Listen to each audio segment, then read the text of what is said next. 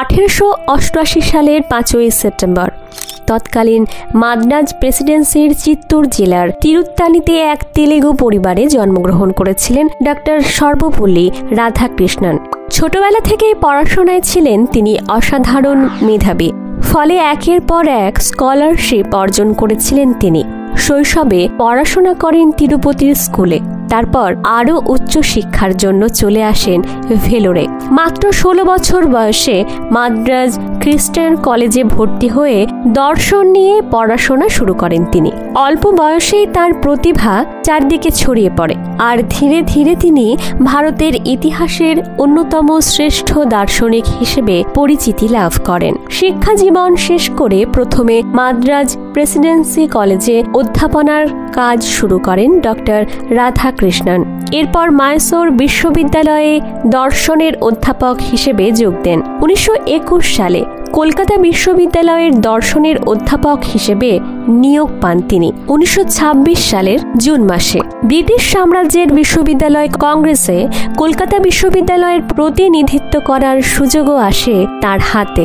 পরবর্তীতে 1931 থেকে 1936 পর্যন্ত অন্ধ্র বিশ্ববিদ্যালয়ের উপাচার্যের দায়িত্ব সামলান তিনি।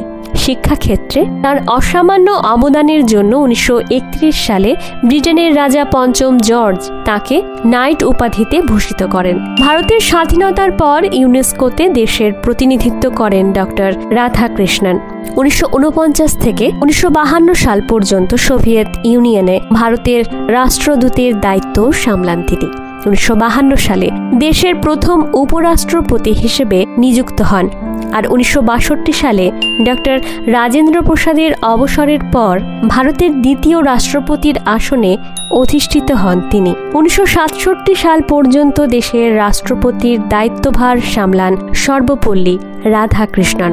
কেবল দার্শনিক ও রাষ্ট্রনায়ক হিসেবেই নয়, তিনি ছিলেন একজন বিশিষ্ট লেখকও। ডক্টর রাধাকৃষ্ণন আজও স্মরণীয় শুধু তার রাজনৈতিক প্রজ্ঞা বা দার্শনিক চিন্তাধারার জন্য নয়, বরং একজন আদর্শ শিক্ষক হিসেবেও। আজ 5ই সেপ্টেম্বর তার জন্মদিন।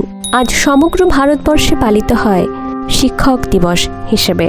ছাত্রদের প্রতি তার গভীর ভালোবাসা এবং শিক্ষাক্ষেত্রে তার অবদানের স্মৃতি এই দিনকে করেছে চিরস্মরণীয়। শিক্ষক দিবস উপলক্ষে ডক্টর সর্বপল্লী রাধাকৃষ্ণন সহ সকল শিক্ষককে জানাই আমার সশ্রদ্ধ প্রণাম। নমস্কার, আমি মন্দিরা।